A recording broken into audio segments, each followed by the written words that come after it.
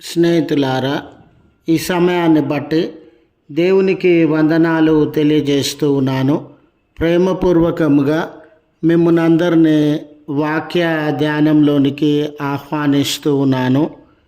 బలిని కోరను అనే ఆలోచనను మీతో కూడా పంచుకోవడానికి ఇష్టపడుతూ ఉన్నాను కనుక దేవుని యొక్క వాక్యమును ముగింపు వరకు ఆలకించాలని మీ కుటుంబ సభ్యులతోనూ తోటి విశ్వాసులతోనూ ఈ వీడియో షేర్ చేసుకోవాలని మీ ప్రార్థన మనవులు ఎట్టివైనను కామెంట్స్ రూపంలో కానీ ఫోన్ కాల్ ద్వారా కానీ తెలియజేయండి. నమ్మకంగా మీ కొరకు ప్రార్థిస్తాము.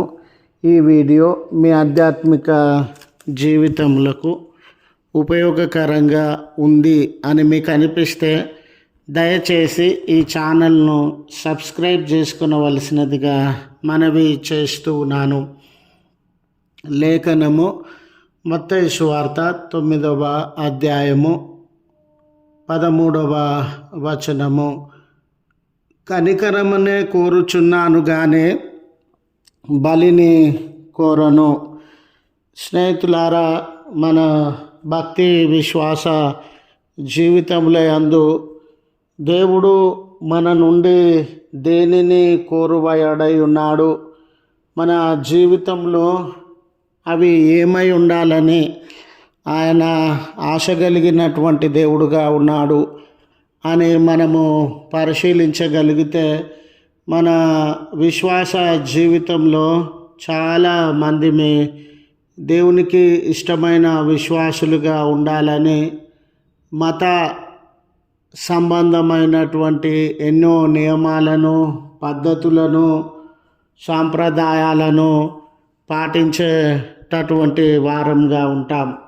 కొంతమంది ఉపవాస కూడికలను జరిగించాలని, మరికొంతమంది వారి యొక్క ఆరాధనలలో స్తుతి ఆరాధనలు ఉండాలని, పండుగలను జరిగించాలని, దేవుడికి సంతోషాన్ని కలిగించడానికి గొప్ప గొప్ప బహుమానములను అందించాలని, ఈ రీతిగా తమ వస్త్రముల విషయంలో అయ్యో తెల్లని వస్త్రాలే ధరించాలండి, పలాని వస్త్రాలే ధరించాలండి అనే నియమములు, పద్ధతులు, అదే రీతిగా అలంకరణ నగలు ధరించాలండి, ధరించకూడదు అనే పద్ధతులు, విషయాలు, పలాని చోటుకి వెళ్ళాలి, పలాని చోటుకు వెళ్ళకూడదు, పలాని ఆహార పదార్థాన్ని తినాలి, పలాని ఆహార పదార్థాలు తినకూడదు అని విశ్వాస జీవితానికి సంబంధించి ఎన్నో నియమములను, పద్ధతులను, ఆచారములను తాము కలిగి ఉన్నటువంటి నియమాలే, తాము ఆచరిస్తున్నటువంటి ఆచారాలే దేవునికి ఇష్టమైనవని, ఒక విశ్వాసీ జీవితంలో వీటినే దేవుడు కోరేటటువంటి వాడుగా ఉన్నాడని మరి ప్రయత్నించేటటువంటి వారుగా ఉన్నారు. ఈ రీతిగానే జీవిస్తే దేవునికి ఇష్టం, ఈ రీతిగానే బ్రతకాలి అని బోధించేవారు, ఆచరించేటటువంటి వారు ఉన్నారు.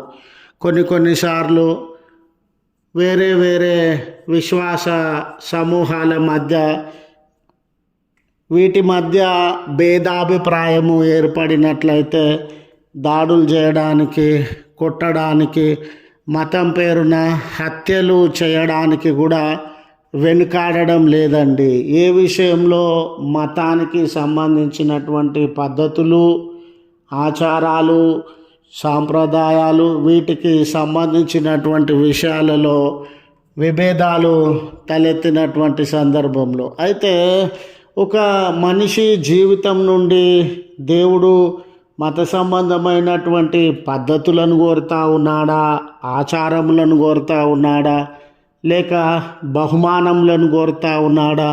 ఈ భోజనం చేయకూడదు, ఈ భోజనం చేయాలి, ఈ వస్త్రాలు ధరించకూడదు, ఈ వస్త్రాలు ధరించాలి అని ఈ బాహ్య సంబంధమైనటువంటి విషయముల పట్ల, ఆచార సంబంధమైన విషయముల పట్ల దేవుడు శ్రద్ధ కలిగి ఉన్నాడా? అని మనము తలపోసినట్లయితే చదవబడిన లేఖన భాగం నందు ఆయన నేను బలిని కోరడము లేదు, కనికరమునే కోరుచు ఉన్నాను అనే మాటను మనము గమనిస్తూ ఉన్నాం. ఈ ఇశ్రాయేలీయుల ఆరాధన, యూదుల ఆరాధనకు సంబంధించి బలి అర్పించడము అనేది వారి మత సంబంధమైనటువంటి విషయాలలో ప్రధానమైనటువంటిదండి. ఇక్కడ దాన్ని నేను కోరడం లేదు, కనికరమునే కోరుతూ ఉన్నాను అని దేవుడు తన వాక్యమందు సెలవిస్తూ ఉన్నాడు. మత సంబంధమైనటువంటి చట్టంల కంటే మత సంబంధమైనటువంటి నియమాలు, ఆచారాల కంటే ఒక వ్యక్తి హృదయంలో మంచితనం ఉండాలని, ఒక వ్యక్తి హృదయంలో కనికరం ఉండాలని ప్రభుల వారు తెలియజేస్తూ ఉన్నారు. కనుక ఈరోజు అయ్యో మేము పలాని మతమండి, పలాని వంశమండి, పలాని అనే గొప్ప గొప్ప విషయాలకి వాళ్ళు సంబంధించినటువంటి వారుగా, గొప్ప గొప్ప ఆచారాలకి, సాంప్రదాయాలకి వారు సంబంధించినటువంటి వారుగా ఎంతోమంది తమను గురించి తాము గొప్ప చెప్పుకునేటటువంటి వారుగా ఉండవచ్చు. వీటన్నిటి లోపల హృదయంలో కనికరం ఉండడం, హృదయంలో జాలి ఉండడము అనేది దేవునికి ఇష్టమైనటువంటిది. నువ్వు ఎంతగా ఆరాధించేటటువంటి వాడవైనా, ఎంతగా భక్తి కలిగినటువంటి వాడవైనా, ఎన్ని మత నియమాలు, ఆచారాలు పాటించేటటువంటి వాడవైనా, నీ జీవితంలో, నీ హృదయంలో కనికరము, నీ హృదయంలో జాలి లేకపోతే అది దేవునికి ఇష్టమైనటువంటి జీవితం కాదు. ఈ భాగంలో ఆనాటి సమాజంలో పాపులుగా ఎంచబడినటువంటి వారు ట్యాక్స్ కలెక్టర్స్ని, ఇక కొంతమంది గుంపులను ఆనాటి సమాజం వీళ్ళు పాపులని తీర్పు తీర్చింది, ఎంచింది. అటువంటి వారితో యేసు ప్రభుల వారు కలిసి భోజనం చేస్తూ ఉన్న సందర్భంలో ఆ విషయాన్ని, ప్రభుల వారు వారితో కలిసి భోజనం చేసే విషయాన్ని ఈ పరిసయ్యులు, మత నాయకులు తప్పుబట్టినటువంటి వారుగా ఉన్నారు. ఈయన బోధకుడైతే, ఈయన పరిశుద్ధుడైతే, ఈయన ప్రవక్త అయితే ఈ పాపులతో ఏ రీతిగా కలిసి భోజనం చేస్తాడు అని ఆయనను తప్పుబట్టినటువంటి వారుగా ఉన్నారు. అటువంటి సందర్భంలో ఒక మనిషి జీవితంలో మతానికి సంబంధించిన నియమాలు, ఆచారాలు ఇవి ప్రాముఖ్యమైనవి కాబట్టి అవి ఏ మనిషిని కూడా ఆదరించలేవు, అవి ఏ మనిషిని కూడా ప్రేమించలేవు, అవి ఏ మనిషి జీవితంలో ఆదరణను కానీ ధైర్యాన్ని కానీ అందించలేవు. ఈరోజు ఏ వ్యక్తులను మీరు పాపులని ఎంచుచూ ఉన్నారో వారికి దేవుని ప్రేమను పంచాల్సినటువంటి అవసరత ఉండింది. వాళ్ళకి దేవుని యొక్క క్షమాపణను, దేవుని యొక్క గుణ లక్షణములను, దేవుని యొక్క ఆహ్వానాన్ని వారికి పంచాల్సినటువంటి అవసరత ఉండింది అని ప్రభుల వారు ఈ మాటను బలిని కోరడం లేదు కానీ కనికరమునే కోరుచు ఉన్నాను అనే మాటను తెలియజేస్తూ ఉన్నాడు. కనుక స్నేహితులారా, మన విశ్వాస జీవితంలో మనము పట్టనటువంటి వారంగా ఉన్నామా? మనకు నచ్చిన విషయాలను పాటించుచు నచ్చని విషయాలను వదిలివేసేటటువంటి వారంగా ఉన్నామా?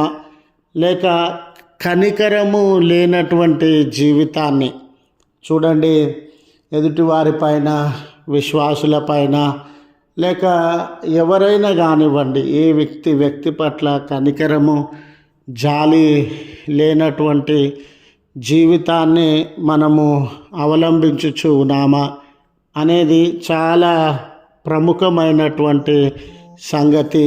మనం జాలి కలిగి, కనికరం కలిగి అనేకులకు ఆదర్శవంతమైన జీవితాన్ని జీవించాలని మనవి చేస్తూ ఈ మాటలను ముగిస్తూ ఉన్నాను. ప్రార్థించుదము. కృపగల తండ్రి, ప్రేమగల మా దేవ, మీ పరిశుద్ధ ఉన్నతమైన నామమునకు కృతజ్ఞతలు స్తోత్రములు చెల్లిస్తూ ఉన్నాం. మా మొరలను వినగలిగినటువంటి వాడవు, మా కొరతలను తీర్చగలిగినటువంటి వాడవు అయ్యా. కేవలము శరీర సంబంధమైన విషయములనే కాదు, ఆధ్యాత్మికంగా మేము బలపడడానికి ఈ మత సంబంధమైన ఆచారాలు పద్ధతులు కాదు, కానీ అందరి ఎడల కనికరమును, అందరి ఎడల జాలిని కలిగి జీవించాలని వినే అవకాశాన్ని ఇచ్చిన విధానాన్ని బట్టి వందనాలు. మా హృదయాలలో మంచితనం ఉండునట్లు, మా హృదయాలలో కనికరం జాలి ఉండునట్లు అయ్యా, మీ మనసు కలిగి ఈ లోకంలో జీవించడానికి మమ్మను సిద్ధపరచుమని బ్రతిమాలు కొనుచున్నాం.